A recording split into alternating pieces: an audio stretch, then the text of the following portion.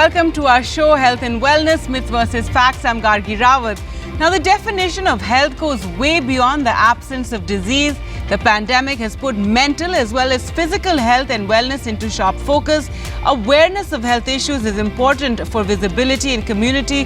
The absence of inaccessibility or inaccuracy of information about chronic illness causes a lack of knowledge, which is worsened by myths and fears as well as an increased social media trust. Now, awareness of disease and symptoms is essential for screening and early detection, and if members of the public are aware of a disease and its symptoms, then they're more likely to take action, prevent it from happening to them, or go for healthcare providers for checkups.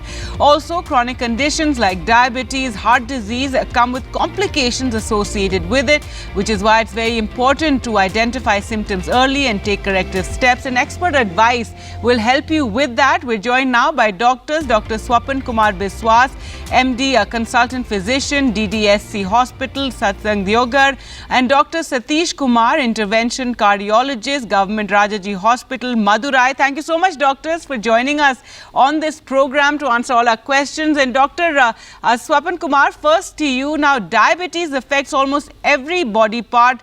Do these complications start showing their effect immediately after getting detected with diabetes, or do these complications then take time to show up? If you could explain to us. Actually, the diabetes mellitus, its complications are not seen immediately. It takes about 10 years for the complications to show up. And the major complications that takes place, one is related to cardiovascular system. The blood vessel of heart are narrowed due to long-standing diabetes. This process is known as coronary atherosclerosis. So ischemic heart disease is resulted. It is expressed in the form of angina pectoris, acute coronary syndrome, and myocardial infarction. And due to presence of other associated comorbidity like hypertension and hyperlipidemia, so there is chance of affecting cardiovascular system. At the same time, the complications include the affection on the cerebrovascular system, leading to stroke, and kidney is most common organ affected due to complication, and nerves of the body are affected, known as diabetic neuropathy. Also, ultimately, all organ systems are affected, all parts of the body are affected, even vessels, blood vessels supplying the limbs are also affected.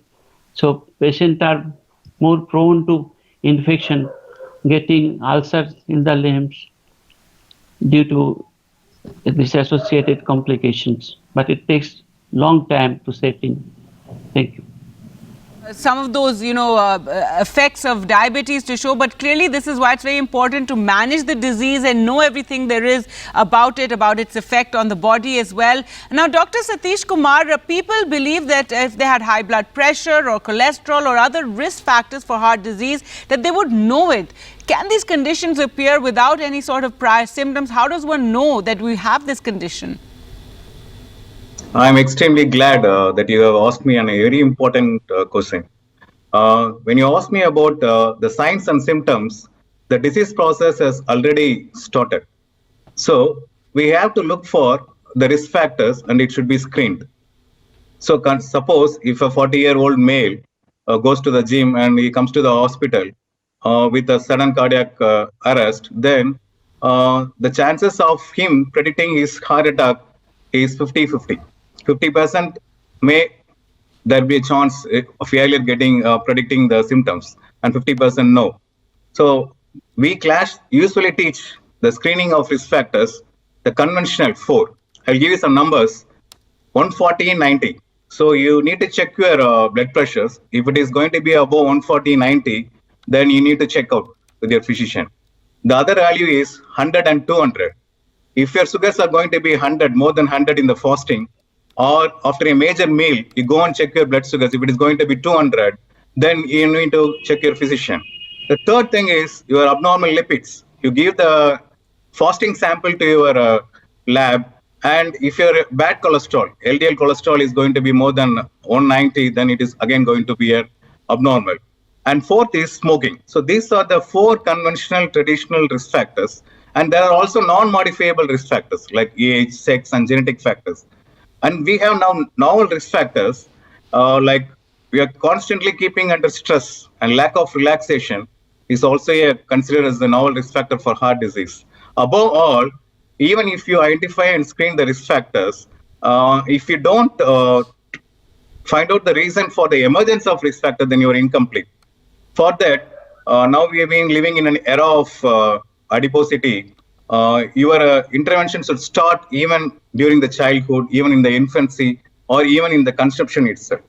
So these are all valuable inputs I can give you, and simple instruments that you can identify and predict your future cardiovascular events.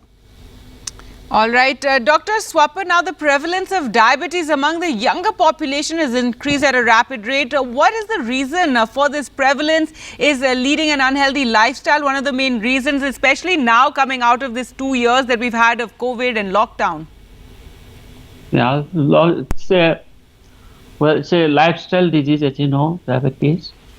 So mostly it has been found in young generations that their dietary habits are faulty.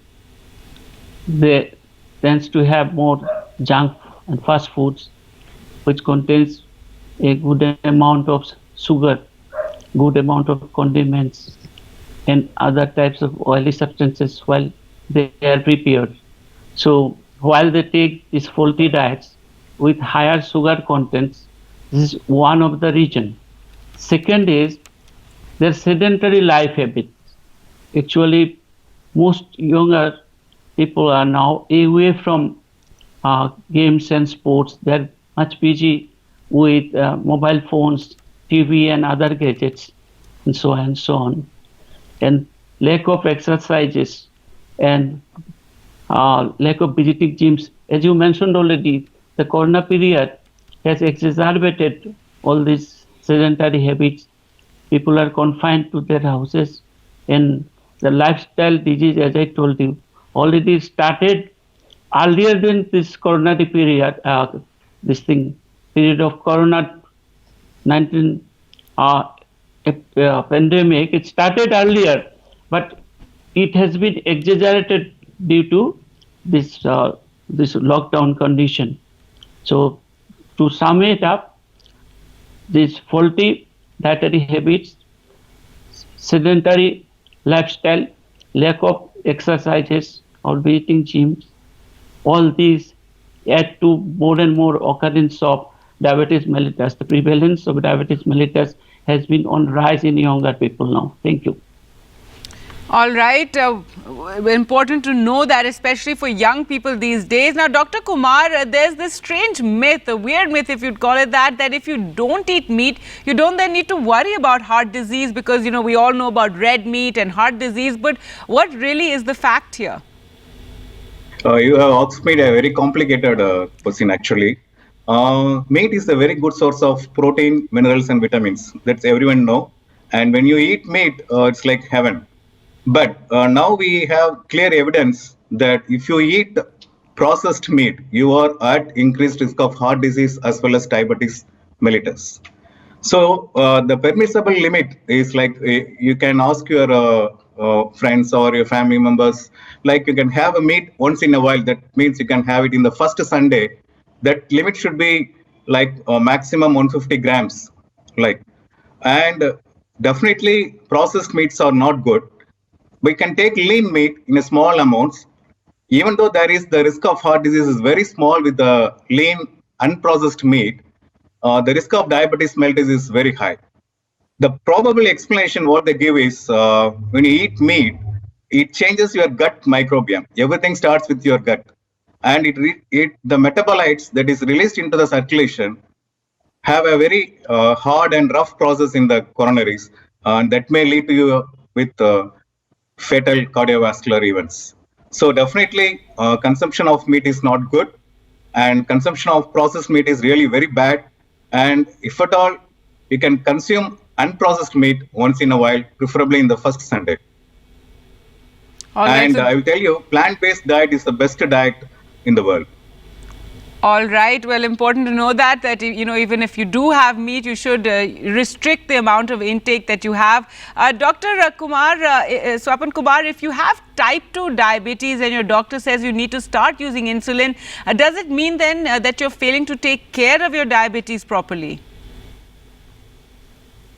Actually, straight away we do not go for application of insulin in type 2 patients.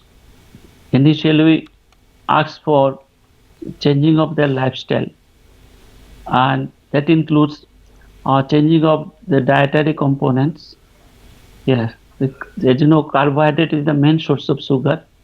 We cut down the amount of carbohydrate, and at the same time we cut down the amount of lipid also to some extent, because associated dyslipidemia also is not wanted.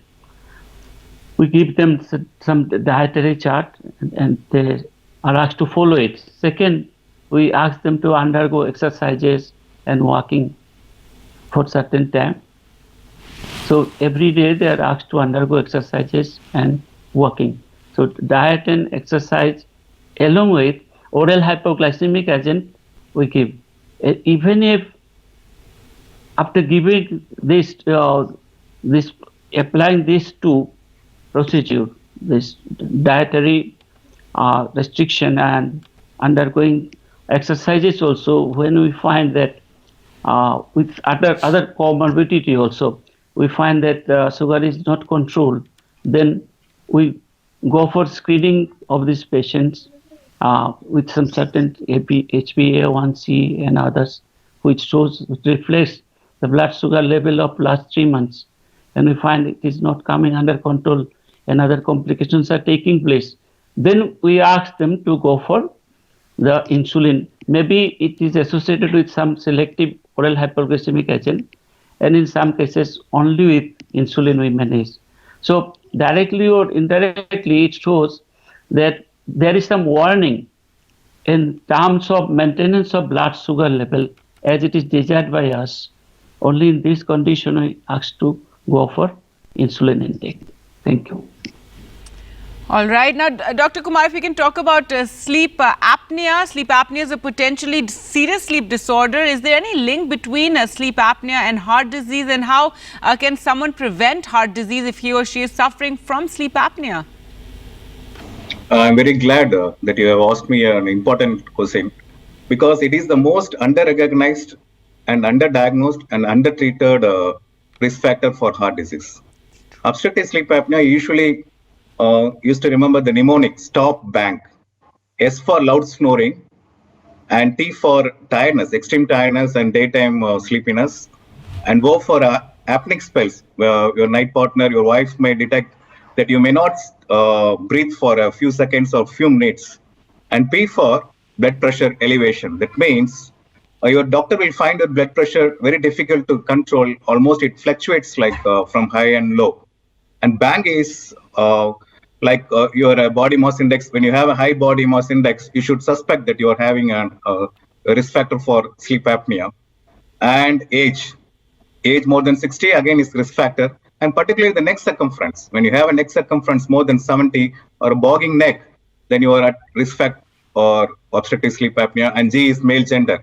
So this is the mnemonic I used to remind or tell to my patients or my students. And obstructive sleep apnea is an independent risk factor for heart disease. It can also lead to heart-related ailments like racing heart, like you can have atrial fibrillation. It's an atrial arrhythmia. And you have a resistant hypertension. And in fact, you can have a coronary artery disease, and it increases your heart-related mortality also. You need to identify the obstructive sleep apnea based on these inputs.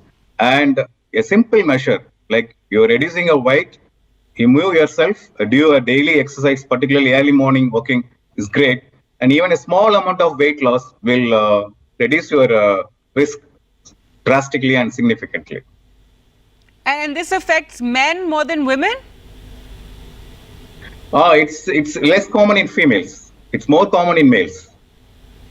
All right, interesting to know that. We'll flip into a...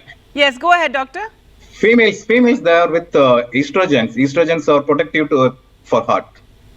All right. Well, thank you for sharing that with us. We'll slip into a short break and return with more questions about our health. Stay with us.